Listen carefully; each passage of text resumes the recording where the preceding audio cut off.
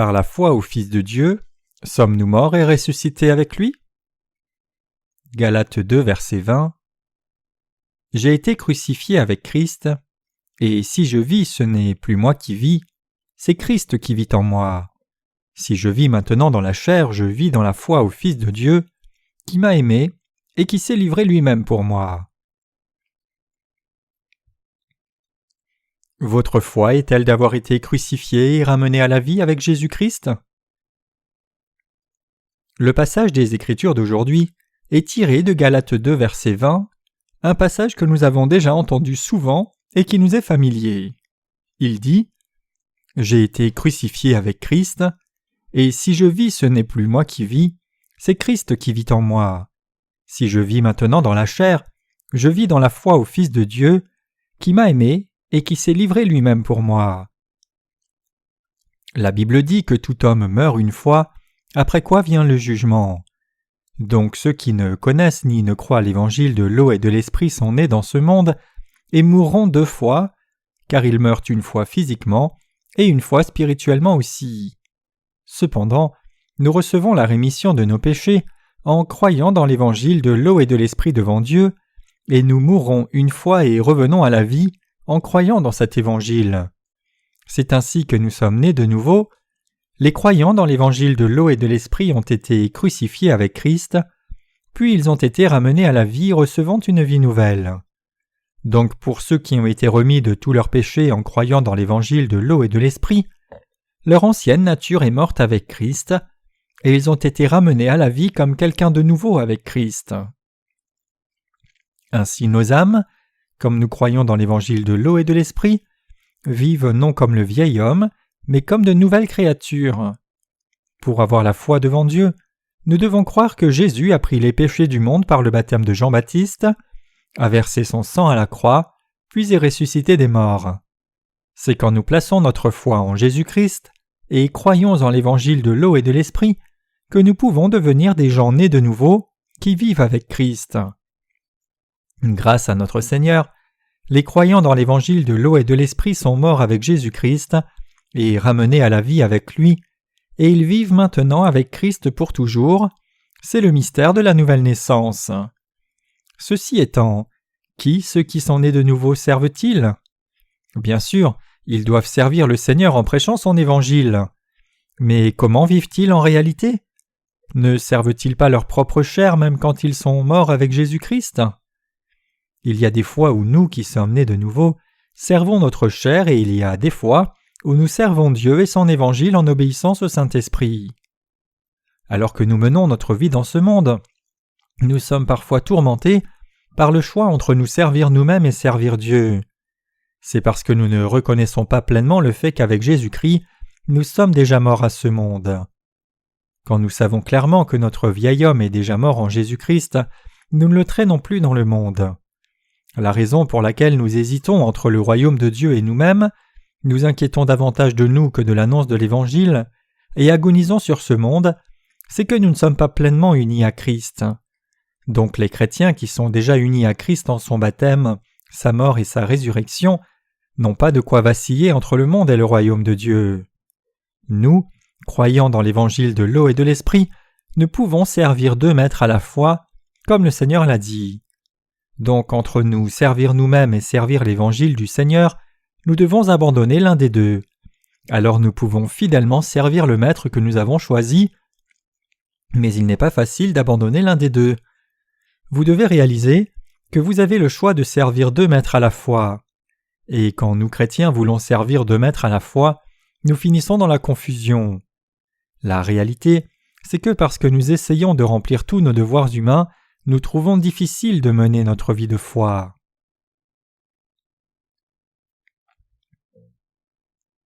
Le maître des croyants dans l'évangile de l'eau et de l'esprit, c'est Jésus-Christ. Peu de chrétiens ont la bonne connaissance de la vérité selon laquelle nous avons été crucifiés avec Christ et ramenés à la vie avec lui. Si nous le savions, nous ne penserions même pas que nous pourrions être fidèles à nos devoirs charnels comme humains. Et nous réaliserions profondément que nous n'avons rien à voir avec ce monde, mais avec le Seigneur.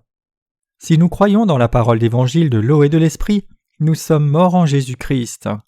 Si nous croyons réellement que nous avons été crucifiés avec Jésus-Christ quand il fut baptisé et crucifié, que pourrions-nous faire de plus pour ce monde?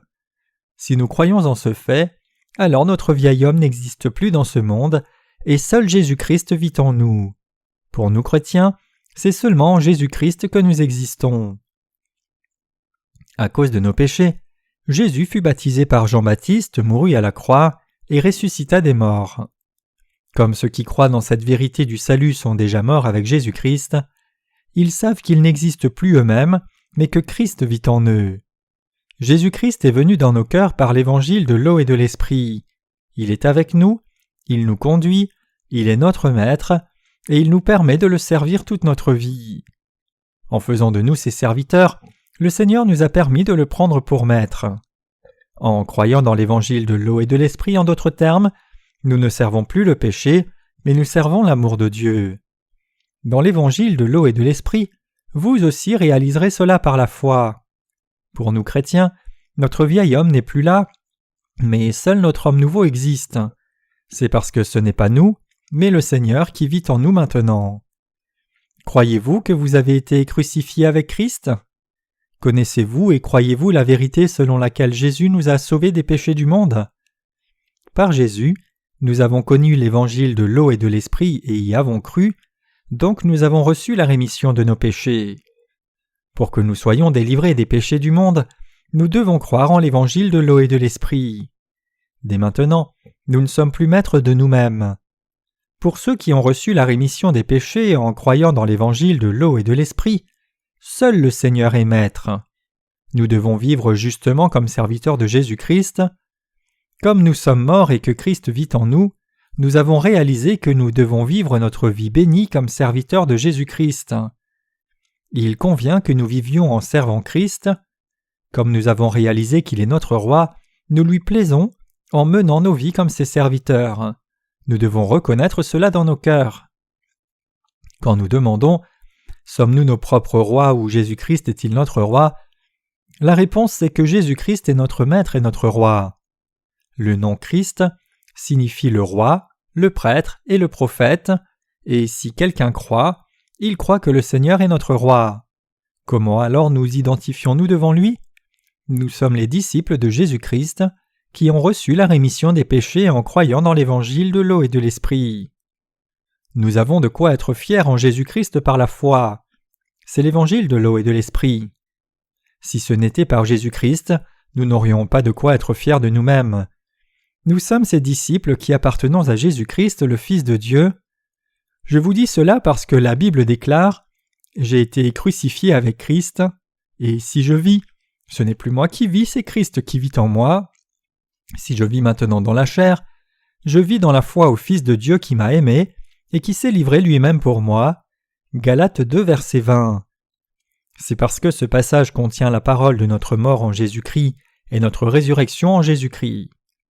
Comme nous étions déjà crucifiés pour mourir avec Jésus-Christ quand notre vieil homme est mort, par notre foi en l'évangile de l'eau et de l'esprit, c'est la vie de Jésus-Christ qui vit en nous. Croyez-vous dans l'évangile de l'eau et de l'esprit? Si oui, la réponse à la question de savoir pour qui nous devons vivre doit être claire. Nous devons vivre au service du Seigneur notre roi, et nous devons garder notre gestion par la foi. C'est parce que, comme le dit le passage d'aujourd'hui, nous vivons notre vie par la foi dans le Fils de Dieu, qui nous a aimés et s'est donné lui-même pour nous. Nous devons réaliser que vivre nos vies par la foi dans notre Seigneur étant des serviteurs de la justice n'est autre que vivre la vraie vie chrétienne. Dans votre vie, êtes-vous conscient que vous êtes serviteur de Jésus-Christ? C'est une joie pour nous d'être devenus serviteurs de Jésus-Christ qui vit en nous. Nous sommes joyeux d'appartenir à Jésus, qui nous a délivrés de la destruction, et nous sommes heureux de pouvoir obéir à Dieu plutôt qu'à ce monde. Ceux qui sont nés de nouveau en croyant dans l'évangile de l'eau et de l'esprit vivent maintenant pour toujours comme serviteurs du Seigneur leur Maître. Pour ceux qui ont reçu la rémission de leurs péchés, le Maître de leur être intérieur, c'est le Seigneur. Nous devons donc réaliser clairement qui est le Seigneur. Mes chers croyants, qui est dans nos cœurs? Le Saint-Esprit. Qui est le Maître de ceux qui ont reçu la rémission des péchés? c'est Jésus-Christ. Ainsi, nous devons vivre notre vie selon qui nous sommes et remplir nos devoirs.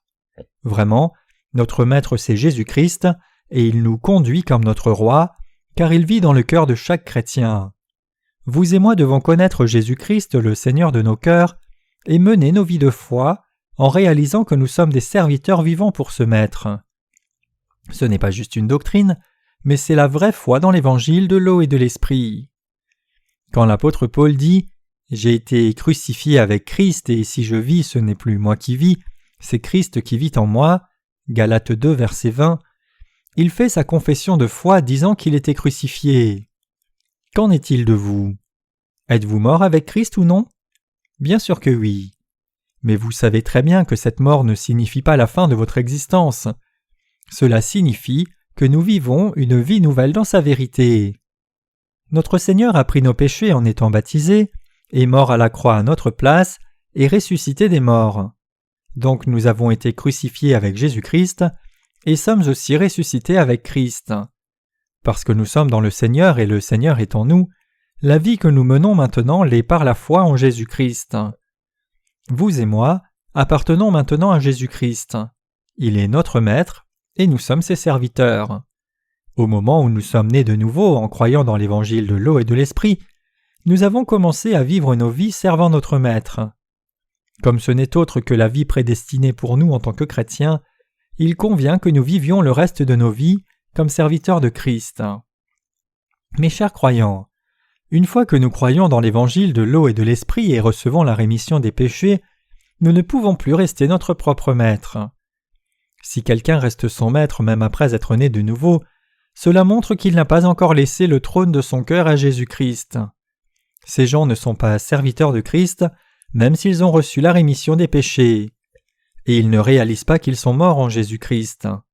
Nous ne sommes pas nos propres maîtres, vous et moi ne le sommes pas. Auparavant, nous étions notre propre maître. Mais une fois que nous avons reçu la rémission des péchés en croyant dans l'évangile de l'eau et de l'esprit, nous sommes devenus les serviteurs de Jésus-Christ. Alors que nous marchions selon le cours de ce monde, selon le prince de la puissance de l'air, Éphésiens 2, verset 2, nous étions nos propres maîtres. Alors, il est clair que nous devions être punis pour nos péchés. Pour nous sauver cependant, notre Seigneur a pris nos péchés une fois pour toutes, en étant baptisé au Jourdain, et mourut à la croix à notre place pour nos péchés. En nous sauvant et faisant de nous ses serviteurs, Jésus-Christ nous a permis de vivre comme de vrais serviteurs et le vrai peuple du royaume de Dieu. Avant que nous ne soyons nés de nouveau, nous étions maîtres, mais une fois que nous sommes nés de nouveau, nous ne le sommes plus, car nous sommes morts avec Jésus-Christ. Loin de là, notre Maître est désormais Jésus-Christ.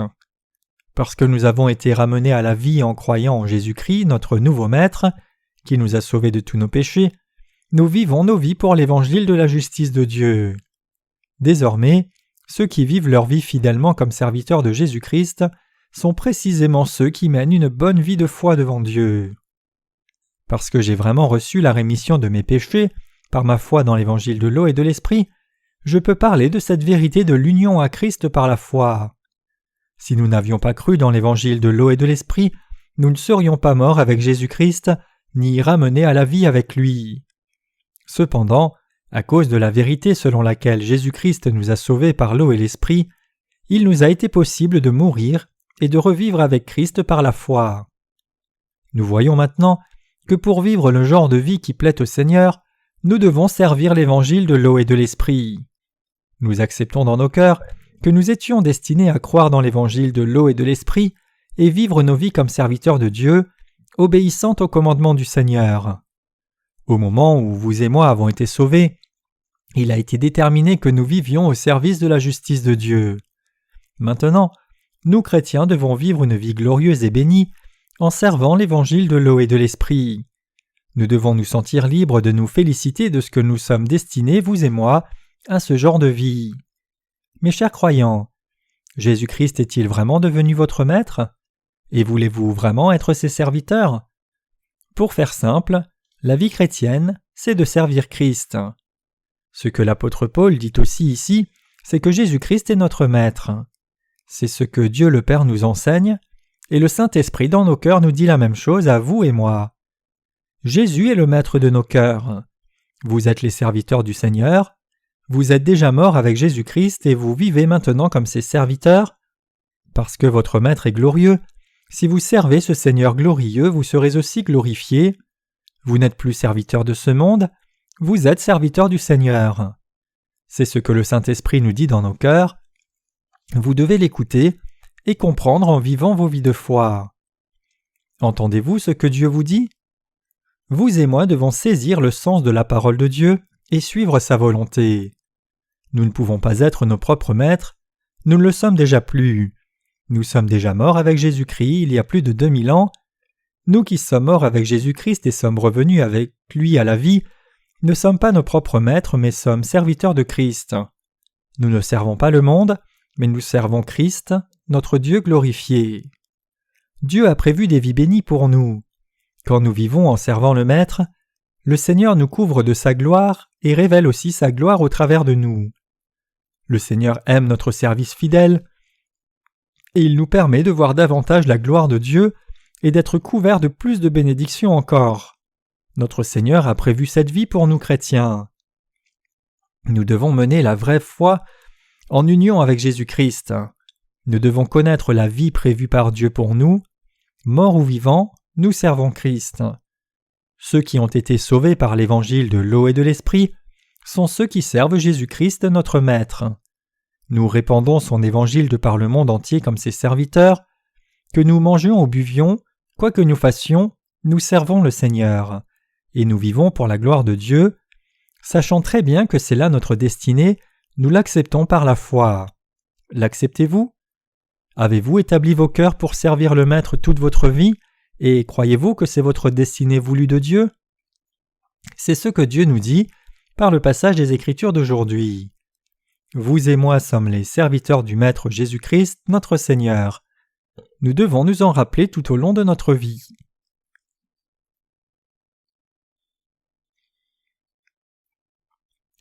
Notre ancienne foi était complètement opposée à la vérité. Ce que nous avons pensé, senti et appris avant d'être nés de nouveau était complètement opposé à la parole de vérité révélée dans l'évangile de l'eau et de l'esprit. En d'autres termes, nous avions des croyances charnelles, désobéissant à la vérité de l'eau et de l'esprit et nous trompant. La façon dont nous pensions à Dieu et prenions nos décisions, et ce que nous déterminions comme juste, avant de connaître l'évangile de l'eau et de l'esprit, était l'opposé de la vérité. Un temps, les dits séminaires de guérison intérieure étaient très populaires parmi les chrétiens. Ce programme disait pouvoir guérir les blessures intérieures des gens. Mais cela n'avait pas grand-chose à voir avec la parole de Dieu, et c'était plus un traitement psychiatrique pour guérir les sentiments des gens au moyen de l'empathie. Ce programme cherchait à guérir les gens en termes de dimension humaine, plutôt que dans la perspective de Dieu, et cela amenait beaucoup d'erreurs. Voici un exemple de ce programme essayant de guérir un cœur blessé. Le dirigeant de la réunion poussait les gens blessés à parler comme suit. « J'ai vécu avec un cœur blessé par mes parents.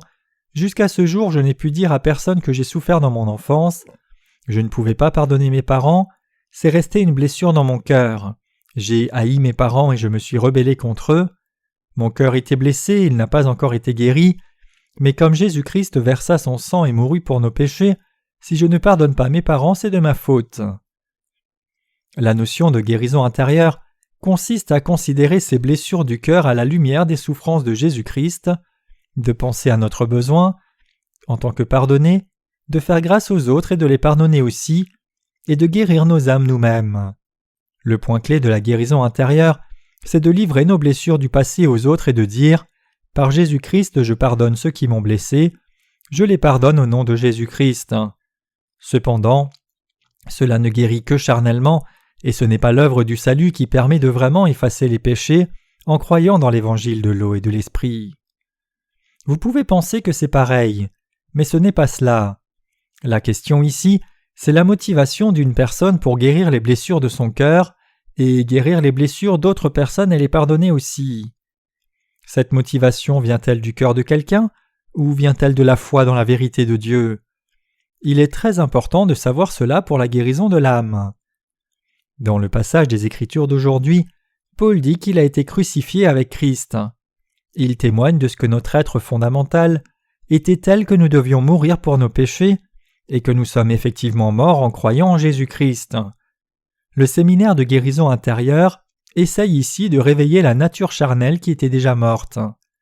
Le séminaire de guérison intérieure est profitable, en d'autres termes, pour ramener l'ancienne nature à la vie. C'est une foi différente que de croire être mort et vivre avec Jésus-Christ. En dépit de cela, les gens veulent une guérison intérieure même s'ils n'ont pas la foi qui leur permet de mourir avec Jésus-Christ et de vivre avec lui. Même après avoir reçu la rémission des péchés, des gens désirent partager leur vieil homme. Même quand on leur dit que nous sommes morts quand Jésus-Christ est mort, ils veulent toujours se sauver. N'avez-vous pas ce désir? Si oui, il vous est très difficile de suivre le Seigneur. Nos pensées doivent être compatibles avec le Seigneur. Si nos pensées s'éloignent de lui, notre foi spirituelle ne lui correspond pas, nous ne pouvons pas le suivre correctement. Si dans le cœur des gens qui ont reçu la rémission de leurs péchés, il n'y a pas une foi unie à Christ, il est normal que leur vie de foi soit une bataille constante. Ainsi, vous devez avoir la foi selon laquelle vous êtes mort avec Jésus-Christ. Nous écoutons attentivement ce que le Seigneur nous dit. Celui qui aime sa vie la perdra, et celui qui n'aime pas sa vie dans ce monde la conservera pour la vie éternelle. Jean 12, verset 25. Comme nous étions fondamentalement pécheurs, il convenait que nous allions en enfer. Pour des gens comme nous, par son baptême, Jésus-Christ prit sur lui les péchés du monde au Jourdain, versa son sang et mourut sur la croix à notre place, et ressuscita des morts. Par là, il expia tous nos péchés et notre condamnation, et il nous a permis de mourir et d'être ramenés à la vie en croyant dans le Seigneur, et de vivre maintenant comme serviteurs de Jésus-Christ, le roi de justice. Donc nous sommes morts et revenus à la vie avec Christ notre Seigneur. Étant ceux qui sommes morts avec Jésus-Christ par la foi, que pouvons-nous faire pour nous-mêmes? Rien du tout. En dépit de cela, si nous essayons de ranimer notre vieil homme au lieu de mourir par la foi, nous ne servons pas Dieu, mais nous sommes nos propres maîtres, essayant d'utiliser le Seigneur. Nous devenons nos propres maîtres. Ne sera-t-il pas difficile alors de suivre le Seigneur? Comment pouvons-nous le faire? Les êtres humains pensent à l'opposé de Jésus, car depuis le jour de notre naissance dans ce monde, nous avons seulement appris à assurer notre propre survie. L'égoïsme ne s'apprend pas, mais il vient d'un cœur plein du désir de vivre pour soi-même. À la base, tous les humains vivent instinctivement s'ils ne croient pas dans l'évangile de l'eau et de l'esprit, et donc s'ils ne restent qu'à vivre leur vie charnelle, tous continuent de vivre leur vie de la sorte. Donc nous devons mourir et revivre avec le Seigneur en croyant dans l'évangile de l'eau et de l'esprit. Vous et moi devons croire que nous sommes morts et revenus à la vie avec Jésus-Christ. Quand vous et moi savons que nous avons reçu la lumière de l'évangile de l'eau et de l'esprit, nous sommes ceux qui sommes déjà morts avec Jésus-Christ et revenus à la vie avec lui. Notre vieil homme a cessé d'exister en Jésus-Christ. Maintenant, nous n'existons en Jésus-Christ que par la foi et par le Saint-Esprit. Comme il est écrit « Si quelqu'un est en Christ, il est une nouvelle créature », les choses anciennes sont passées, voici, toutes choses sont devenues nouvelles. 2 Corinthiens 5, verset 17. Comme notre ego est mort avec Jésus-Christ, nous sommes morts et revenus à la vie avec Christ. Qu'en est-il de vous? Cette chose appelée ego vit-elle toujours en vous? Si vous croyez en l'évangile de l'eau et de l'esprit donné par Jésus-Christ, il est impossible que votre vieil homme existe encore. En fait, si vous vous connaissez vous-même avec vérité, vous réalisez que vous êtes déjà mort avec Jésus-Christ et avez été ramené à la vie avec lui. Auparavant, vous viviez selon ce que désirait votre ego, mais maintenant ce n'est pas par vous-même que vous vivez, mais en plaçant votre foi en Christ comme votre Sauveur, vous êtes mort avec Christ et ramené à la vie avec le Christ ressuscité. Si nous n'étions pas morts avec Jésus-Christ, alors il y aurait un risque que notre ego devienne un poison fatal à notre vie spirituelle. Donc essayer de guérir le vieil homme et de le ramener à la vie revient à rejeter Jésus-Christ. Ceci parce que vous iriez à l'encontre de Jésus-Christ plutôt que d'aller avec Jésus-Christ. Vous pouvez avoir expérimenté beaucoup de difficultés. Vous pouvez encore les avoir en mémoire, mais vous devez reconnaître la raison pour laquelle Dieu amène des difficultés, pour que nous venions à Jésus-Christ et soyons lavés de nos péchés en croyant en lui. En nous donnant l'évangile de l'eau et de l'esprit, le Seigneur nous a fait vivre par la foi. Le Seigneur nous a sauvés en mettant à mort notre nature pécheresse avec Jésus-Christ et en nous ramenant à la vie. Notre Seigneur a voulu nous donner une vie nouvelle après nous avoir mis à mort. C'est pour cela que Dieu a permis des épreuves et toutes situations pour qu'il nous amène à son salut. Les gens, inconscients de la volonté de Dieu, essayent de surmonter leurs difficultés par des moyens humains. Ces pensées et croyances sont fondamentalement fausses. Parce que nous vivons maintenant en union avec Jésus-Christ, notre vieil homme est mort. Dieu nous a fait mourir et revivre avec Christ pour nous donner une vie nouvelle et nous permettre de vivre une vie juste. En dépit de cela, nous voyons que les gens essayent tout pour préserver leur vieil homme et survivre, au lieu de chercher l'évangile de l'eau et de l'esprit, la vérité de la vie nouvelle. Ces pensées ne sont autres que sataniques et pécheresses, loin des pensées de Dieu. Quiconque ne croit pas ni ne vit dans l'évangile de l'eau et de l'esprit s'oppose à Dieu. Lorsque nous suivons le Seigneur, ce sont nos pensées qui sont de grands obstacles. Nos propres pensées, nos propres faiblesses, et notre ego n'exalte que des hommes, et quand nos pensées humaines sont exaltées, nous nous opposons à la justice de Dieu. Donc, vous devez réaliser qu'une fois que vous avez reçu la rémission de vos péchés, vous êtes mort en Jésus-Christ et avez reçu la vie éternelle. Nous devons réaliser que nous sommes morts et revenus à la vie avec Christ. Maintenant que nous sommes morts avec Jésus-Christ dans l'évangile de l'eau et de l'esprit par la foi, la mort ne peut rien faire. Donc, comme nous ne pouvons rien par nous-mêmes, c'est en demandant l'aide du Seigneur et en mettant notre foi dans la vérité que nous vivons. De plus, comme nous sommes morts avec lui, nous n'avons pas besoin d'assouvir nos désirs, mais au contraire nous vivons par la foi en cherchant seulement à accomplir la volonté de Dieu. La Bible dit « Il est réservé aux hommes de mourir, après quoi vient le jugement » Hébreux 9, verset 27. Bien que nos corps ne soient pas morts, par notre foi dans l'évangile de l'eau et de l'esprit, nos âmes sont déjà mortes avec Jésus-Christ et revenues à la vie. Tout de nous, de nos pensées à notre ego, notre entêtement, tout cela a déjà été crucifié à la croix avec Jésus-Christ. Qu'en est-il de votre ego? Est-il mort en vérité? Il a pris fin quand nous l'avons cloué à la croix. Tout ce qu'il reste à faire maintenant, c'est de vivre pour Dieu par la foi. Ce n'est pas parce que quelqu'un vous dit de faire autre chose, mais parce que vous êtes mort. Quand quelqu'un est mort, il n'y a plus rien qu'il cherche à faire pour lui-même. Mes chers croyants, comprenez-vous maintenant ce que cela signifie quand je dis que vous êtes mort vous-même? Qu'obtiendriez-vous que vous ayez demandé à un mort? Comme nous sommes déjà morts, cela ne fait pas de différence de savoir comment nous sommes, et nous n'avons rien à faire avec ceux qui ne sont pas encore morts avec Christ. Ce que nous devons faire, c'est connaître la volonté de Dieu et vivre nos vies nouvelles en Jésus-Christ par la foi. Quand nous vivons dans le but d'exalter Jésus-Christ, notre Seigneur nous glorifiera aussi. En d'autres termes, Dieu aime que nous vivions notre vie de juste avec l'évangile de l'eau et de l'esprit.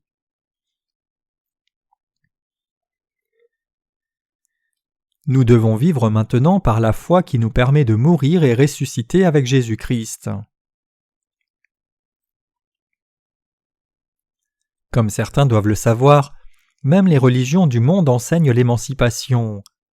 Les religions du monde essayent aussi d'éveiller les gens à la réalisation qu'ils ne sont rien, mais la Bible a déjà répondu à cela en Jésus-Christ par l'évangile inchangeable de l'eau et de l'esprit.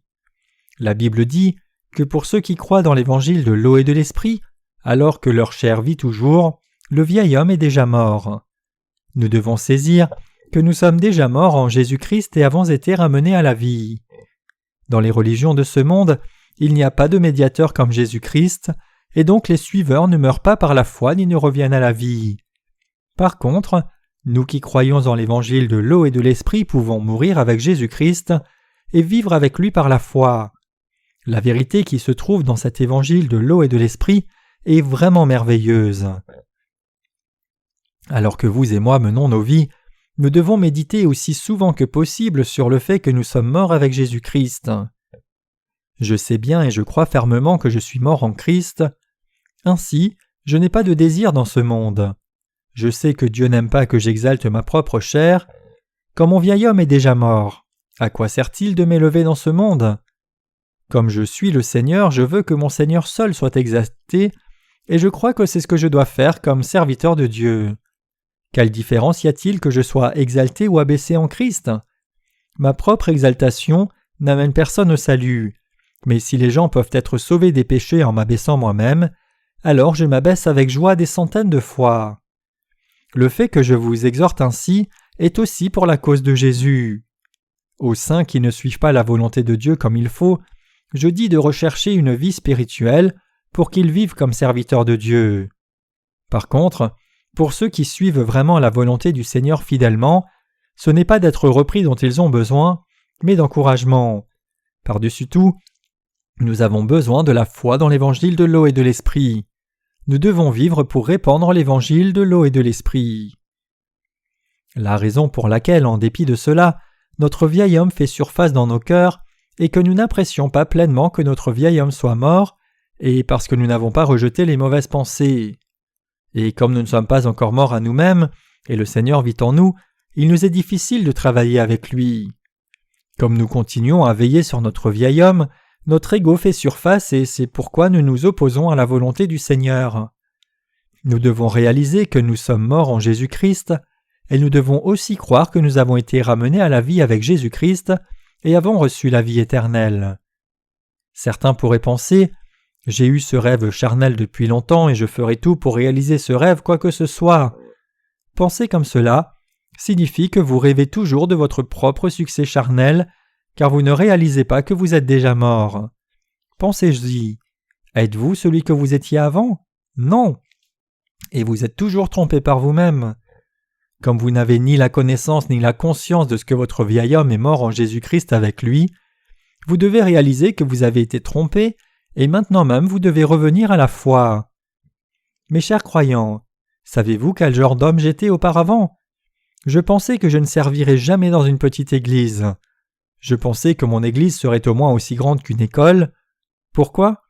Parce que je considérais que mon église devait avoir un lieu d'adoration, des équipements d'enseignement, un bureau pour chaque département de l'église, comme une librairie, la jeunesse, l'école du dimanche, les adultes, les femmes, le service social, etc. Donc mon église devait avoir la taille d'une école, et je croyais que je ne pourrais qu'éduquer mon assemblée. Comme je considérais comme une condition absolue que l'assemblée soit éduquée, je croyais que l'église devait être au moins aussi grande qu'une école. Mais maintenant, je ne suis plus comme cela. Maintenant, je suis heureux tant qu'il y a un endroit où adorer Dieu, même si c'était une base ou une maison juste avec un toit. Le lieu où nous adorons peut devenir une salle à manger, et le même lieu peut devenir une classe d'études bibliques. Avant, je pensais qu'il fallait des espaces différents pour le lieu d'adoration et la salle à manger. Mes pensées ont complètement changé. C'est parce que mes buts et objectifs dans la vie ont changé. Je poursuivais mes propres désirs avant, maintenant je cherche la volonté de Dieu plutôt que la mienne. Je pense maintenant, si je fais cela, est-ce bon pour accomplir la volonté de Dieu? Et je ne pense plus, si je fais cela, serais-je célèbre? Si j'avais pensé à mes propres désirs, je n'aurais pas pu faire l'œuvre du Seigneur jusqu'à ce jour. Je ne pense pas à moi-même, ni à mes propres désirs charnels. Je suis sûr que vous aussi êtes comme moi, car si vous aviez suivi vos désirs charnels, vous ne vivriez pas dans la foi maintenant. Je crois que si nous avons un but spirituel, nous devons le poursuivre par la foi. Nos rêves et ambitions charnelles sont complètement opposés à nos vies spirituelles. C'est pour le Seigneur que nous avons des idéaux et des ambitions spirituelles. Votre ego charnel veut bâtir quelque chose sur vous-même comme si vous bâtissiez la tour de Babel. Cependant, quand vous venez à Christ, recevez la rémission de vos péchés et devenez saints par la foi, Dieu enlève vos désirs un à un. Quand vos propres désirs se sont écroulés, il ne reste que la base, votre estime de vous. Alors vous dites à Dieu, « Laisse-moi au moins cela », mais il l'enlève aussi, la brise et l'arrache. Alors vos désirs disent « Non, pas cela. Sans cela, je cesserai d'exister. » Mais Dieu vous dit « Non, en fait, tu as disparu il y a longtemps, c'est Christ qui vit en toi, et tu es déjà mort. » Dieu brise tout notre ego charnel. Nous voulons nous attacher au reste de notre amour-propre, mais nous ne devrions pas le faire. En Jésus-Christ, vous devez mourir et revenir à la vie par la foi. Maintenant, plutôt que de demander à Dieu d'arrêter d'enlever ce qui est à vous, vous devriez entièrement déposer votre vieil homme et vivre de nouveau par votre foi dans l'évangile de l'eau et de l'esprit. Des gens disent « Dieu, cela ne te suffit-il pas de briser ma chair à ce point ? S'il te plaît, laisse-moi au moins mon amour propre, je voudrais y rebâtir à partir de maintenant. » Par votre foi en Christ, vous devez arracher la racine de votre convoitise charnelle et même votre amour-propre, et vous devez revenir à la vie avec Jésus-Christ. Nous devons arracher la racine du mal de nos vies de foi. Si cette racine demeure en vie, de nouvelles branches en sortiront vigoureusement avec le temps. Donc nous ne devons pas demander à Dieu d'épargner nos désirs qui continuent de faire surface. Le Seigneur nous dit que nous ne pouvons pas le servir tant que nous restons comme cela. Il dit « Tant que vous ne tenez qu'à ce que votre chair veut et la suivez, vous ne pouvez pas me servir comme votre maître. » En d'autres termes, ce n'est pas nous-mêmes qui vivons, mais nous devons être dans le Seigneur et le Seigneur doit être en nous pour que nous puissions faire un avec lui. Nous devons être nés de nouveau par la foi, comme de nouvelles créatures.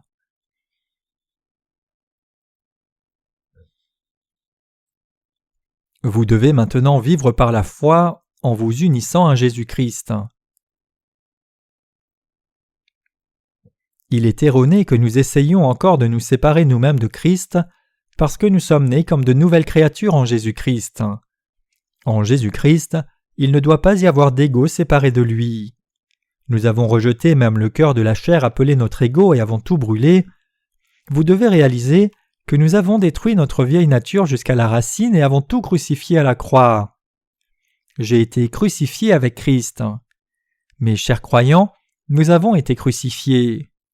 Vous et moi avons été crucifiés à la croix avec Jésus-Christ, tout comme l'apôtre Paul a déclaré « Et ceux qui sont en Christ ont crucifié la chair avec ses passions et ses désirs. » Galates 5, verset 24. Existe-t-il donc encore quelque chose comme notre propre nature dans la chair ? Non. Êtes-vous, ou n'êtes-vous pas, mort en Jésus-Christ avec lui ? Vous êtes mort. Et avez-vous maintenant été ramené à la vie ? Oui, vous avez été ramené à la vie maintenant. Parce que Jésus-Christ est venu sur cette terre, a pris tous les péchés du monde en étant baptisé par Jean et mourut à la croix, tous nos péchés ont été effacés, toute la condamnation des péchés a disparu, et notre ego aussi est mort à ce moment-là. En dépit de cela, il y a encore des gens qui tremblent de peur quand leurs faiblesses ou leurs méchancetés sont découvertes. Mais toutes nos faiblesses et insuffisances sont mortes avec Jésus-Christ. Être né de nouveau n'est plus notre objectif à accomplir. Ceux d'entre nous qui croient dans l'évangile de l'eau et de l'esprit sont déjà nés de nouveau, et nous n'avons donc plus rien à faire avec n'importe lequel de nos péchés, ni avec nos faiblesses et insuffisances. Comment sommes-nous ? Ne sommes-nous pas frappés par la peur, n'ayant pas encore foi dans l'évangile de l'eau et de l'esprit ? Vous pouvez vous lamenter « Je mourrai ainsi, je périrai ». N'avez-vous pas peur parce que vous pensez que vous mourrez si vous abandonnez tous vos désirs charnels ? Toutes nos inquiétudes sont causées par la mort. De même, les gens ont peur de la mort.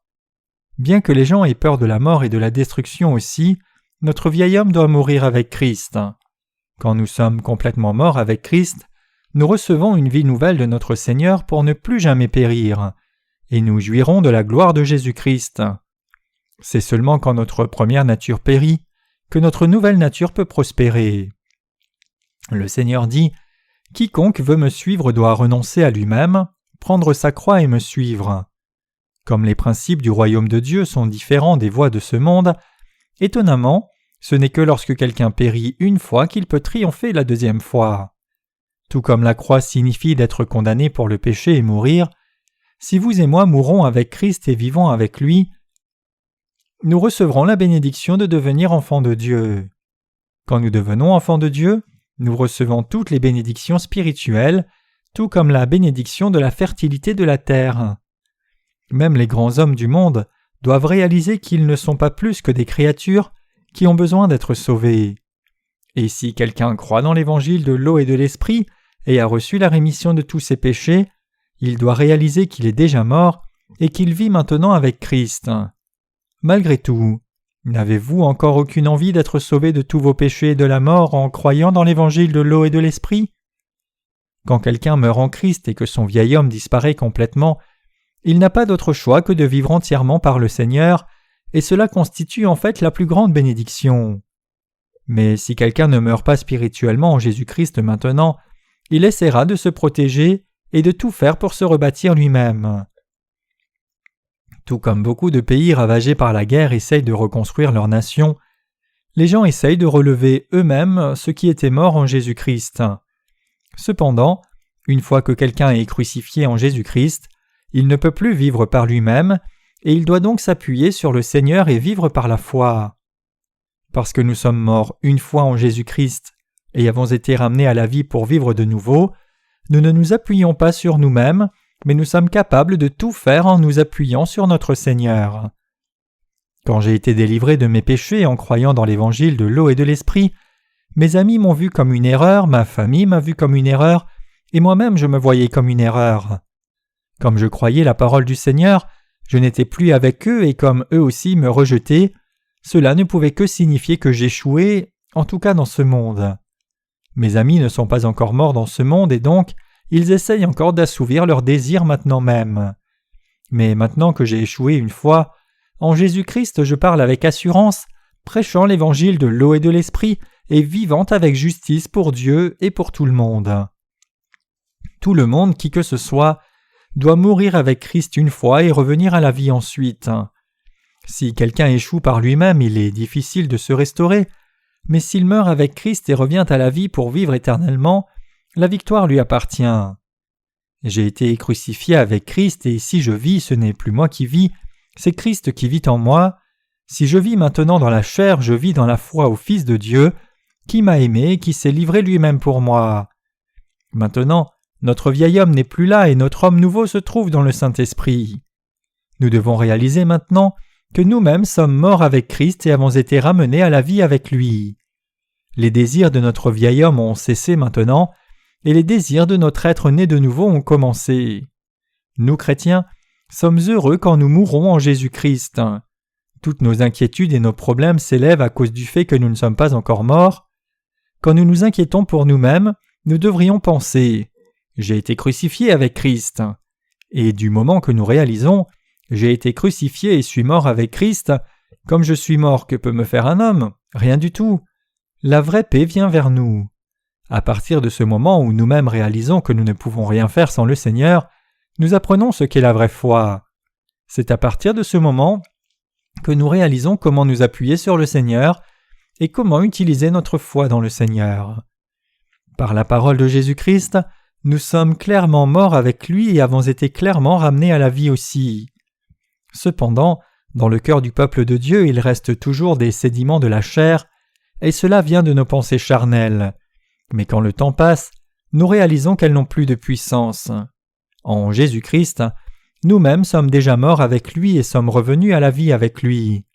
Quand nous vivons nos vies de foi sans réaliser que nous sommes morts, alors nous voyons que la confusion doit encore disparaître de nos cœurs. C'est très destructeur pour notre foi. Croyez-vous que vous êtes morts en vérité? Jean 5, verset 24 dit « En vérité, je vous le dis, celui qui entend ma parole et croit en celui qui m'a envoyé a la vie éternelle, et ne viendra pas en jugement, mais il est passé de la mort à la vie. » Ici, la parole de Christ signifie que lorsque Jésus-Christ fut baptisé et mourut à la croix, tous nos péchés furent transférés sur lui par son baptême, et que nous sommes morts avec Jésus-Christ et ramenés à la vie avec Jésus-Christ. Donc c'est une idée fausse d'essayer de ressusciter et raviver notre vieille vie, ne réalisant pas que nous sommes morts. Essayer de bâtir une maison de foi sur son ancienne nature, c'est comme bâtir une maison sur le sable. Nous devons bâtir nos maisons sur la base solide de la vérité, selon laquelle nous sommes morts avec Jésus-Christ et vivons maintenant une vie nouvelle avec lui. Il y a une grande différence de foi entre celui qui bâtit sa maison sur le sable et celui qui bâtit sa maison sur le roc.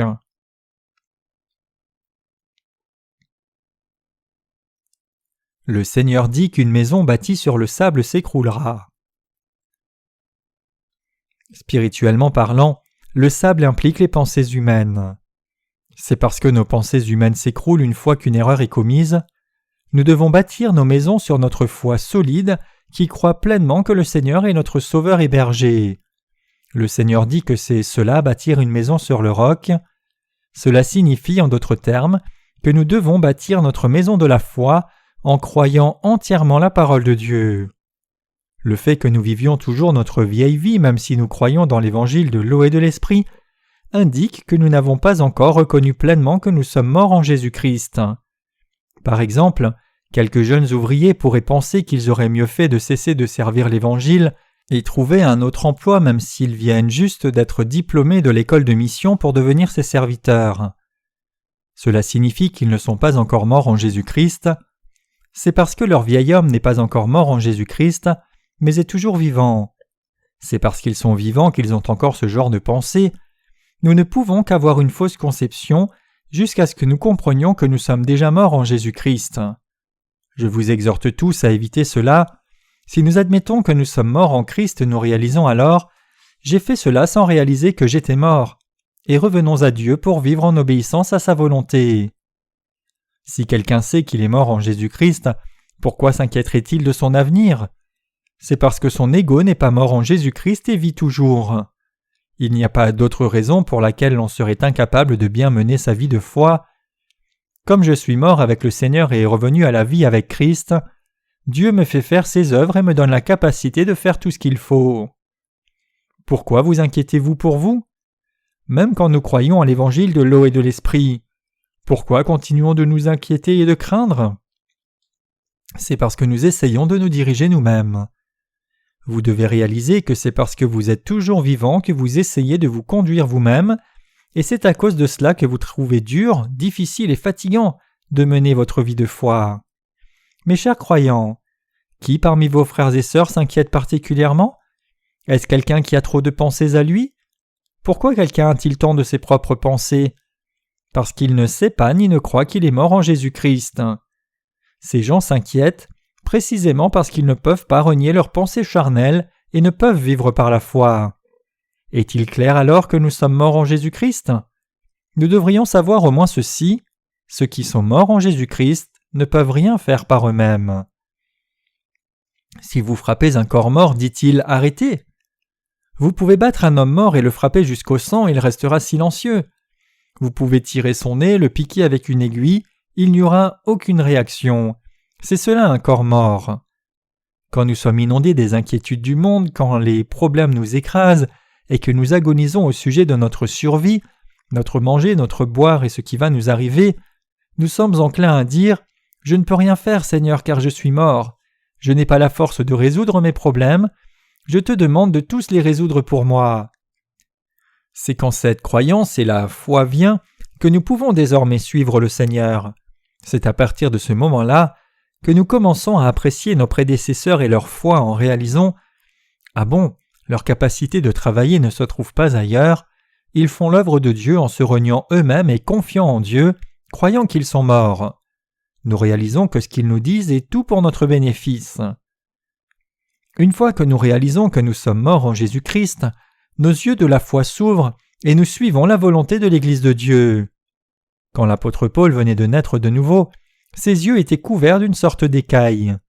Un disciple nommé Ananias vint alors vers l'apôtre Paul et lui imposa les mains, et au même moment, les écailles tombèrent de ses yeux et il recouvra la vue. Le fait que ces écailles couvrant les yeux de Paul sont tombées signifie que Paul a réalisé qu'il était mort puis ramené à la vie avec Jésus-Christ. Saul, l'ancien nom de Paul, signifie le grand, mais le nouveau nom de Paul signifie le plus petit.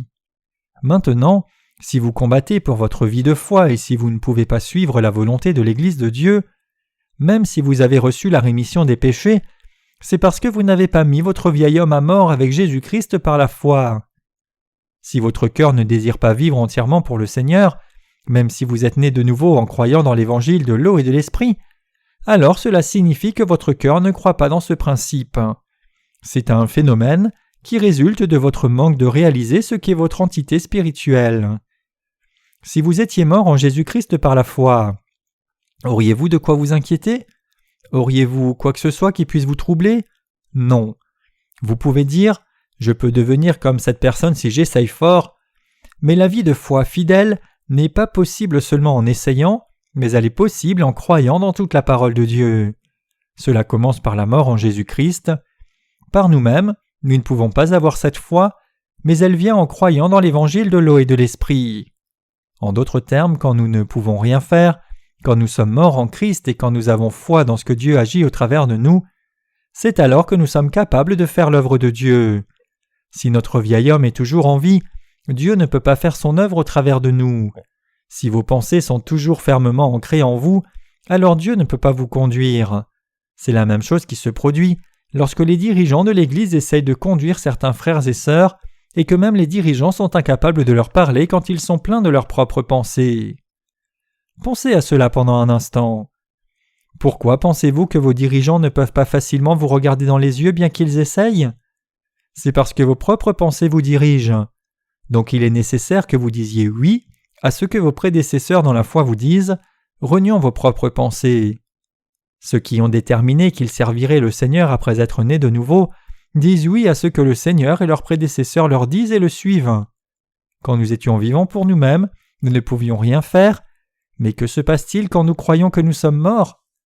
Nous réalisons que nous ne sommes rien, comme nous-mêmes sommes morts, et nous pouvons grandir par notre foi dans le Seigneur. Pour certains, même s'ils ont reçu la rémission de leurs péchés et font apparemment l'œuvre de Dieu, si leur vieil homme est toujours vivant, ils ne font pas réellement l'œuvre de Dieu mais leur propre œuvre. Quand nous regardons au cœur de certaines personnes, nous voyons qu'il y a encore beaucoup de désirs de ce monde dans leur cœur. Même s'ils font l'œuvre du Seigneur, c'est encore différent.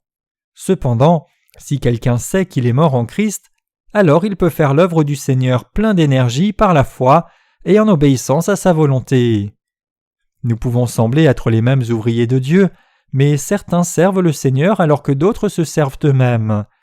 Il y a ceux qui font l'œuvre de Dieu, mais il y a ceux qui font leur propre œuvre. Même dans l'Église de Dieu, vous avez probablement vu des âmes croyants être elles-mêmes élevées et fortes à cause de leur richesse. Quand on donne une certaine position à ces gens dans l'Église, ils se croient au-dessus de tous, pensant que personne d'autre qu'eux ne peut aussi bien remplir ce rôle. L'Église de Dieu ne confie pas son œuvre à des gens qui ne sont pas morts et ne vivent pas en Jésus-Christ par la foi. Quand vous êtes déjà mort en Jésus-Christ, qu'y a-t-il que vous puissiez faire ? La seule chose que nous pouvons faire devant le Seigneur, c'est prier. C'est ce qui s'est passé lorsque j'ai implanté une église pour la première fois et que j'ai commencé dans le ministère. Seigneur, il n'y a pas d'argent pour payer la location de l'église, donne-nous ce loyer. Il n'y a rien d'autre à faire que de prier ainsi. Que pourrais-je faire ? Devrais-je revenir à mon vieil homme et sortir me faire de l'argent à cause des besoins financiers ? Bien sûr, si c'était la volonté du Seigneur pour moi de gagner de l'argent, alors j'irai et je gagnerai de l'argent. Je travaillerai pour de l'argent pendant une journée et je prêcherai le soir. Je voulais bien faire cela. Mais alors que je dois enseigner à l'école de mission pendant la journée, comment pourrais-je sortir pour gagner de l'argent ? Aurais-je dû dire aux étudiants « Attendez-moi un peu, je vais sortir pour gagner un peu d'argent puis je reviendrai pour vous enseigner ?» Cela n'a pas de sens. Donc je n'avais d'autre choix que prier. Quand nous avons prié « Dieu, donne-nous de l'argent s'il te plaît », Dieu a comblé tous nos besoins par le biais de quelqu'un d'autre. C'est parce que nous-mêmes sommes morts que nous pouvons travailler ainsi. Nous ne pourrions pas le faire si nous n'étions pas morts. Si le Seigneur me dit d'aller et travailler comme ouvrier, alors je le ferai avec joie. Si c'est ce que Dieu me dit, c'est ce que je dois faire. Que cela soit difficile ou facile, si le Seigneur me commande de faire quelque chose, alors c'est cela son œuvre. Quand les autres le voient, ils peuvent dire « Comment le travail sur un chantier peut-il être l'œuvre de Dieu ? C'est un travail physique. » Mais je crois que comme je n'ai fait que ce que le Seigneur m'a dit de faire, c'est là son œuvre. Par là, nous pouvons gagner de l'argent, faire des offrandes, payer le loyer, enregistrer des sermons, acheter une presse pour imprimer, publier de la littérature chrétienne. Toutes ces activités sont l'œuvre de Dieu en soi. Le comprenez-vous ? Quand le Seigneur nous dit de travailler dur, nous travaillons dur autant que nous pouvons. Nous ne nous occupons pas de ce que les autres peuvent penser. Pour ceux qui croient dans l'évangile de l'eau et de l'esprit, qui sont morts et vivent maintenant une vie nouvelle en Jésus-Christ, il n'y a pas de fierté individuelle dans nos cœurs. Si nous nous consacrons au Seigneur en réalisant que nous sommes morts et disons « Dieu, je serai reconnaissant à chaque fois que tu m'utiliseras », et je te demande de m'utiliser pour ton œuvre autant que possible, alors en ces temps où il y a peu d'ouvriers, Dieu nous utilisera comme ses précieux instruments. Nous avons ces inquiétudes parce que nous pensons que nous sommes vivants, mais nous devons savoir que nos inquiétudes et pensées sont aussi mortes en Jésus-Christ. Maintenant, en Christ, nous devons avoir des pensées spirituelles de foi. En Jésus-Christ, nous devons avoir la foi et avoir des rêves de foi. N'est-ce pas vrai? Avons-nous de quoi avoir honte d'avoir reçu la rémission de nos péchés? Tout humain, bien sûr, a des faiblesses et des manques, mais parce que nous sommes morts en Jésus-Christ, cela n'est pas problématique. Au contraire, il est plus problématique pour ceux qui sont morts en Jésus-Christ de continuer de mesurer ceci et cela avec les unités de mesure de la chair et de penser en ces termes. Après avoir cru dans l'évangile de l'eau et de l'esprit, nous avons d'abord nos propres pensées et nous sommes donc tentés de nous élever au-dessus des autres saints. Et nous posons certains actes et disons certaines choses qui sont simplement incompréhensibles dans une perspective spirituelle. Mais qu'importe si cela a du sens ou non, puisque ce n'est qu'un corps mort qui parle, ce n'est pas un problème. Au contraire, ne pas vivre pour l'évangile de l'eau et de l'esprit est un problème. Mes chers croyants, quelqu'un qui n'est pas mort en Jésus-Christ s'inquiète de tout ce qu'il voit.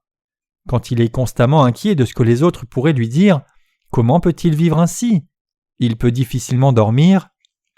Avez-vous perdu le sommeil à cause de paroles dites contre vous? C'est parce que votre ego était toujours vivant et votre estime de vous-même était toujours là. Par contre, si votre ego est mort en Jésus-Christ par la foi, vous ne vous occuperez même pas de quelqu'un qui vous maudirait. Nous pensons à ce qu'est la volonté de Dieu et nous hésitons s'il semble que sa volonté rencontre des oppositions, mais l'œuvre de Dieu ne peut pas s'arrêter à cause de nos faiblesses. Parce que nous sommes morts avec Christ et avons reçu une vie nouvelle en lui, nous pouvons tout faire tant que la volonté du Seigneur est accomplie. C'est par la foi que nous mourrons avec Christ et vivons avec Christ. Ce n'est plus moi qui vis, c'est Christ qui vit en moi. Nous sommes morts en Jésus-Christ et c'est notre Seigneur qui vit en nous. Notre vie de foi se porte bien seulement quand nous sommes morts. Bien que notre fierté puisse être blessée, comme nous sommes le peuple de Dieu et ses propres enfants, peu importe ce qui nous arrive, tant que nous ne désobéissons pas à la volonté du Seigneur dans nos vies. Par rapport à l'œuvre de Dieu, nous sommes vivants et notre vieil homme est mort. Bien que nous puissions être malpolis dans nos conversations, nous devons faire l'œuvre de Dieu selon sa volonté. Aussi longtemps que l'œuvre de Dieu est concernée, nous voulons lui obéir, renoncer à nous-mêmes et le suivre par la foi. En Jésus-Christ, notre ego humain est mort. Je vous exhorte, vous les lecteurs de ce livre, avant tout, le fait que vous lisiez ce livre vient de la grâce de Dieu et non de vos propres désirs.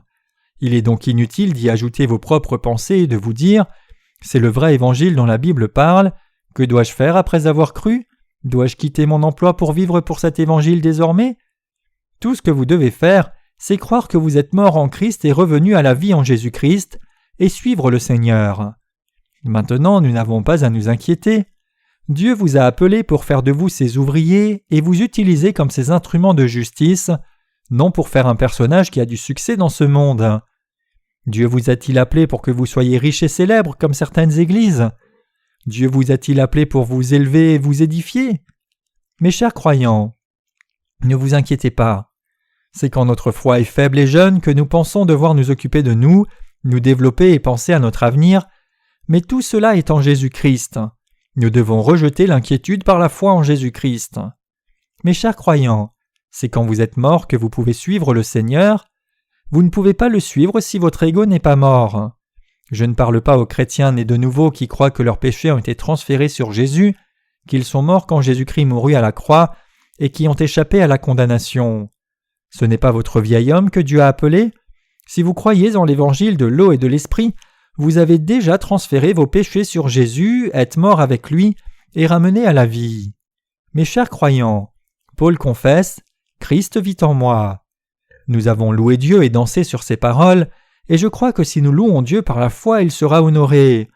Dieu aime que vous l'adoriez par la foi avec vos cœurs et non vos lèvres.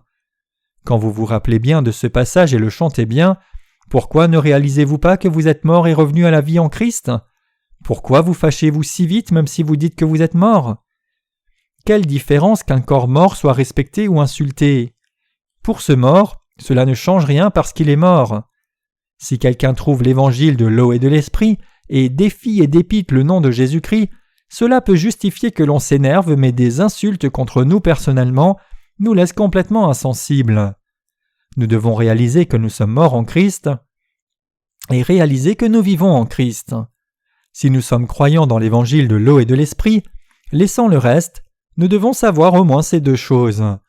La raison pour laquelle l'apôtre Paul a travaillé avec force, c'est sa foi dans sa mort en Christ et sa vie en Christ. J'ai été crucifié avec Christ.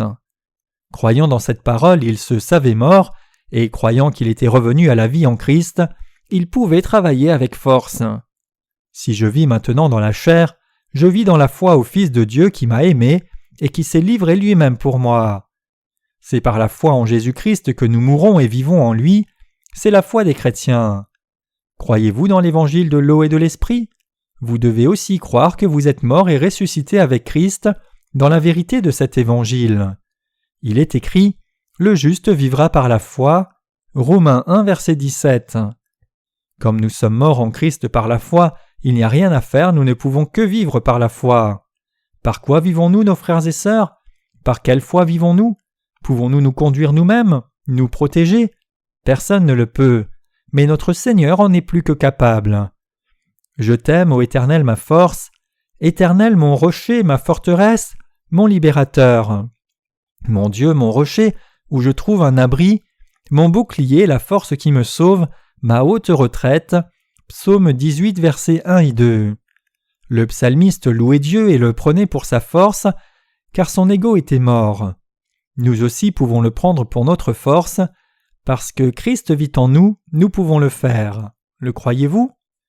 Mes chers croyants, au moment où nous avons cru dans l'évangile de l'eau et de l'esprit et reçu la rémission des péchés, nous sommes morts avec Christ. Comment un mort peut-il penser au passé ? La mort en Christ ne peut rien faire.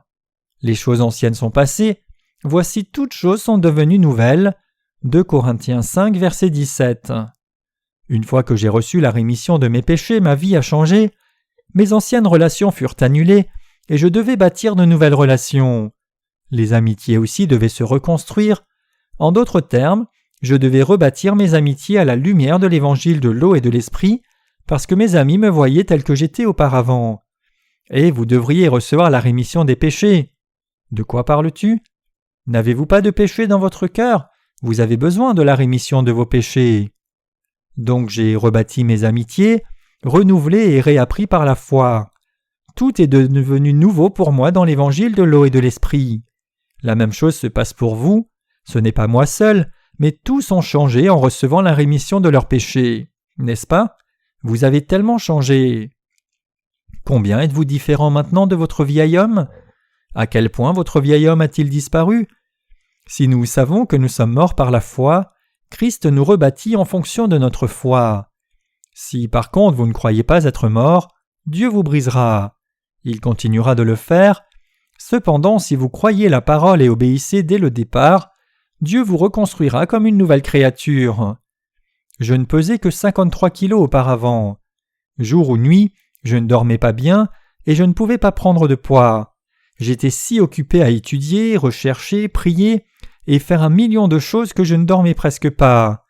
Dès le petit matin, quand tout le monde dormait encore, j'allais lire mes cours. Les gens mettent leurs livres dans une bibliothèque, mais je mettais les livres lus dans une boîte et de nouveaux livres dans la bibliothèque. Je les ai lus encore et je priais en étudiant. Suis-je différent maintenant ? Bien sûr, je lis toujours la Bible et je prie, mais je suis différent de celui que j'étais. D'abord, j'ai pris du poids et je suis en bonne santé. Je pèse plus de 70 kilos maintenant. Avant, comme j'avais des péchés, je ne pouvais pas dormir à force de faire des prières de repentance et de chercher le moyen de surmonter le péché. Mais j'ai maintenant le temps de dormir, car j'ai la paix depuis que j'ai reçu la rémission des péchés en croyant dans l'évangile de l'eau et de l'esprit. Maintenant, je ne prie plus pour ma propre chair, mais pour l'œuvre du Seigneur. Après avoir cru dans l'évangile de l'eau et de l'esprit, j'ai vu beaucoup de changements. J'avais des péchés bien que croyant en Jésus comme mon sauveur. Mais maintenant, je connais et crois l'évangile de l'eau et de l'esprit et je n'ai plus de péché. Je lisais mais ne comprenais pas la parole de Dieu, donc je lisais beaucoup de livres. Après les collections de sermons, l'exégèse, les commentaires, je prenais des ressources pour mes sermons. Je préparais un sermon pendant toute la nuit parce que je devais chercher toutes sortes de références. Combien ai-je changé ? Tout a changé. Notre vieil homme est mort maintenant, et vous et moi vivons avec Christ par notre foi dans le Seigneur. Nous vivons par la foi parce que nous sommes déjà morts avec Jésus-Christ. Croyez-vous dans la parole de Dieu ? En croyant dans la parole de Dieu, si vous avez des problèmes, cherchez-vous autre chose à faire ? Même après avoir reçu la rémission de mes péchés, il y a un temps où je m'inquiétais de la façon dont je ferais ma vie. Je m'inquiétais devant Dieu. Que vais-je manger, boire ? Comment vivrai-je désormais et comment servirai-je le Seigneur ? Mes inquiétudes de la chair ne s'arrêtaient pas là. Quand je m'inquiétais pour moi-même, je ne pouvais pas trouver de solution à cela. C'était assez pathétique, comme je pensais à la façon dont je ferais ma vie. La seule chose que mes pensées ont trouvée était de faire des affaires pour gagner ma vie. J'en suis arrivé à cette idée parce que j'imaginais que je pourrais faire des affaires pendant un temps, puis passer le reste de la journée pour le Seigneur. Mais cette pensée me rendait mal à l'aise et triste. Je ne trouvais pas de réponse avec mon mode de pensée, mais le Seigneur a ouvert mes yeux par sa parole. Quand j'ai lu la Bible, j'ai trouvé la vérité selon laquelle j'étais déjà mort avec Jésus-Christ. Par la parole de Dieu, j'ai pu voir si j'étais vivant ou mort. Et là, Dieu en moi disait « J'ai été crucifié avec Christ, ce n'est plus moi qui vis, mais Christ qui vit en moi. » J'ai réfléchi à ce passage de Galates 2, verset 20, puis j'ai réalisé, puisque j'ai été crucifié avec Christ, je dois aussi être mort avec Jésus-Christ à la croix. Si je suis mort, de quoi s'inquiéter ? Ah, mon ego est toujours vivant en moi. J'ai découvert alors que ces inquiétudes ne venaient que de mes pensées charnelles. Mes chers croyants, nous savons tous qu'un corps mort ne peut rien faire, mais il faut du temps pour réaliser cela. Mais une fois que j'ai réalisé, dans le Seigneur il n'y a rien que je puisse faire maintenant, penser à moi est inutile, j'ai cessé de m'inquiéter de la façon dont j'allais faire ma vie. Au lieu de penser à moi-même, je pensais seulement à la façon dont l'évangile du Seigneur pouvait être prêché, et nous avons tous besoin de cette foi aussi. Dès lors, j'ai fait l'œuvre de Dieu en m'appuyant sur ma foi dans l'évangile de l'eau et de l'esprit et priant « Je crois en toi, Seigneur, donne-moi ce qui m'est nécessaire, je te servirai entièrement. » C'est parce que si j'avais continué de m'inquiéter sur la façon de gagner ma vie, mon âme serait morte d'incrédulité. C'est parce que notre vieil homme n'est pas mort en Jésus-Christ que l'incrédulité fait surface. N'avez-vous pas ces inquiétudes maintenant ? L'incrédulité vient dans vos cœurs parce que vous n'êtes pas réellement mort. Une fois que votre cœur croit que vous êtes mort, et une fois que vos pensées réalisent que vous êtes mort, vous ne vous inquiétez plus au sujet de vous-même. C'est comme si le vent s'arrêtait et qu'il y avait un grand calme sur la mer de Galilée lorsque Jésus menaça le vent et dit « Silence, tais-toi !» Un grand calme règne sur votre cœur lorsque vous saisissez ce passage qui dit « J'ai été crucifié avec Christ, ce n'est plus moi qui vis, mais Christ vit en moi. » Vous ne devez pas vous inquiéter pour vous-même désormais. Les hommes doivent être rationnels et doivent chercher la vérité et y croire rationnellement. Comme nous ne sommes pas des animaux, nous devons penser à nous rationnellement. Nous savons très bien que parce que nous sommes morts en Jésus-Christ, il n'y a rien à faire par nous-mêmes. Alors nous prions de tout cœur, « Seigneur, aide-moi à faire ton œuvre. Je suis insuffisant et faible, mais permets-moi de faire ton œuvre. » Ces prières sincères viennent de nos cœurs.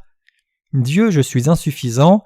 Si tu veux m'utiliser, alors bien que je sois insuffisant, utilise-moi comme ton instrument. » Nous faisons ce genre de prières sincères. Et qu'il ne soit pas fait selon ma volonté, mais selon ta volonté, conduis-moi, ô Dieu. Nous confions tout à Dieu. Dès lors, nous sommes reconnaissants si Dieu nous permet de faire une œuvre même moindre, et nous faisons son œuvre avec diligence. Parce que nous avons été crucifiés avec Christ, ce n'est pas par notre propre force que nous vivons, mais par la force du Seigneur, car Christ vit maintenant en nous, et c'est pour le Seigneur que nous vivons nos vies dans la chair. Nous vivons par la foi au Fils de Dieu, qui, par son amour pour nous, fut crucifié à notre place et nous a sauvés. Nous devons ouvrir nos yeux spirituels. Nous devons voir si notre vieil homme est mort ou vivant en Christ.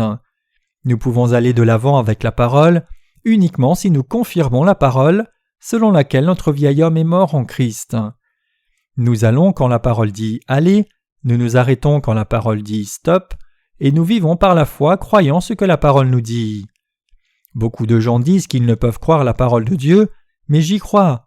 Tout le monde entier peut ne pas croire dans ce que la parole de Dieu nous enseigne, mais j'y croirai toujours. Ce n'est pas moi-même qui crois, ni mes propres pensées, mais c'est la parole de Dieu que je crois. Je crois parce que la parole de Dieu est vraie. Si je ne vous parlais que de moi-même, me feriez-vous confiance? Sûrement pas, et je ne pourrais même pas parler avec assurance. Mais la raison pour laquelle je peux prêcher l'Évangile de par le monde avec assurance, c'est que je crois dans le Seigneur et dans sa parole. Des gens se demandent si l'Évangile de l'eau et de l'Esprit est vrai, mais quand j'ouvre la parole de Dieu et leur prêche exactement en accord avec la parole, ces gens reconnaissent et reçoivent la rémission des péchés. Ils reçoivent la rémission des péchés parce que l'Évangile de l'eau et de l'Esprit n'est pas mon propre enseignement, mais celui de la parole de Dieu. Quand le peuple d'Israël traversa la mer Rouge, les Égyptiens qui avaient défié Dieu par leur incrédulité se noyèrent. Mais le peuple d'Israël qui marchait en croyant dans la parole de Dieu traversa la mer Rouge. Nous devons vivre nos vies de foi en réalisant que nous sommes déjà morts en Christ. Ce n'est pas qu'une hypothèse. Mes chers croyants, beaucoup d'entre vous allez probablement aux réunions de prière et lisez la Bible régulièrement, mais il peut y en avoir qui ont toujours des inquiétudes et des regrets pour eux-mêmes. Mes chers croyants, ne vous inquiétez de rien. Ce temps n'a pas assez d'ouvriers. Donc si vous croyez vraiment dans l'Évangile de l'eau et de l'Esprit et avez reçu la rémission de vos péchés, reconnaissez par la foi que vous êtes déjà morts. Seuls ceux-là sont utilisés par Dieu comme ses ouvriers. Le comprenez-vous? Quelqu'un dont l'ego n'est pas mort ne peut pas être utilisé comme un ouvrier de Dieu. Peu importe que quelqu'un soit doué, il ne peut pas être utilisé sans être mort. Dieu n'utilise que les morts à eux-mêmes comme ses instruments. Mes chers croyants, quel est le statut des serviteurs de Dieu? Ce sont des serviteurs qui servent leur maître. Qui d'autre que les humbles peut devenir serviteur? Un serviteur dit toujours oui au Seigneur même quand il dit « Va et nettoie la cour »,« Lave la façade aujourd'hui » ou « Va escorter les invités ». Ces choses se font seulement si un serviteur laisse ses propres pensées. Comment pourrait-il faire l'œuvre de Dieu avec ses propres pensées? Le même principe s'applique à nous. Seuls ceux dont l'ego est mort en Jésus-Christ peuvent devenir les serviteurs qui suivent le Seigneur à chaque fois qu'il leur parle. Quiconque n'est pas mort en Christ ne peut pas être serviteur de Dieu. Mes chers croyants, combien de temps vous inquiéterez-vous de vous-même? Quand nous sommes déjà morts en Jésus-Christ, qu'y a-t-il pour nous faire douter et craindre pour nous-mêmes? Arrêtez de vous inquiéter maintenant. Arrêtez en mettant votre foi dans la parole de Dieu. J'ai été crucifié avec Christ. Galates 2, verset 20. Tout est effacé par ce seul passage. Quand nous mourons en Christ, nous sommes en paix. C'est pour cela que nous sommes de nouvelles créatures. Nos sœurs sont particulièrement promptes à être jalouses des progrès spirituels d'un autre et de juger de ce qui se passe sous leurs yeux. Mais je vous encourage à avoir des yeux qui voient loin. Vous devez avoir des yeux qui voient loin par la foi dans le Seigneur. Arrêtez de vous en faire pour ce qui est immédiatement devant vous et regardez plus loin pour prendre les bonnes décisions spirituelles tout au long de votre vie. Vous connaîtrez alors l'ordre spirituel dans l'Église de Dieu, discernerez les choses spirituelles des charnels et grandirez spirituellement jour après jour comme de bons serviteurs de Dieu. Ne vous inquiétez pas d'être utilisé ou non par le Seigneur, ne vous inquiétez pas de votre avenir, ne soyez pas inquiets de ce que l'on vous respecte ou non, arrêtez de vous en faire pour ce genre de soucis charnels, soyez simplement le peuple de la foi qui regarde de l'avant. Notre caractère est au mieux lorsque nous croyons dans la parole de Dieu et demeurons en elle. Des gens ont besoin de réaliser combien ils sont trompés. Ils pensent qu'ils seront respectés s'ils essayent de s'élever eux-mêmes selon la doctrine de la sanctification. Il en va de même pour vous aussi si vous ne croyez pas dans la parole de Dieu, alors vous ne pouvez que vivre une vie orgueilleuse. Si vous n'êtes pas encore mort vis-à-vis de la parole de Dieu, vous ne pouvez pas voir clairement ce qui est de Dieu, comme si une feuille de papier vous empêchait de voir. S'il y a un papier devant vos yeux, peu importe qu'il soit fin, la vérité est voilée. Mes chers croyants, vous devez réaliser qu'en croyant dans la parole de Dieu, vous avez été crucifiés avec Christ. C'est seulement quand vous réalisez cela que vous pouvez mener votre vie de foi comme il faut. Galates 2, verset 20 dit « J'ai été crucifié avec Christ, et si je vis, ce n'est plus moi qui vis, c'est Christ qui vit en moi. Si je vis maintenant dans la chair, je vis dans la foi au Fils de Dieu qui m'a aimé et qui s'est livré lui-même pour moi. » La foi de l'apôtre Paul est contenue dans ce passage. Ce passage, en d'autres termes, contient tout au sujet de notre foi, de notre vie devant le Seigneur et du genre de foi que nous devons avoir. Mes chers croyants, croyez-vous dans la parole de Dieu? Si oui, vous êtes des gens remarquables. Vous êtes qualifiés pour devenir serviteurs de Dieu. La foi dans l'évangile de l'eau et de l'esprit vainc toutes les hypothèses. Toutes les hypothèses étant enlevées, nous vivons par notre foi dans le Seigneur. Comme Paul dit, « Si je vis maintenant dans la chair, je vis dans la foi au Fils de Dieu, qui m'a aimé et qui s'est livré lui-même pour moi. » Vous et moi vivons par la foi, par notre foi dans le Seigneur, par notre foi dans la rémission des péchés, par notre foi dans ce que le Seigneur nous aidera et agira dans nos vies. C'est par la foi dans le Seigneur que nous pouvons vraiment triompher. Je rends grâce au Seigneur de nous avoir donné l'évangile de l'eau et de l'esprit.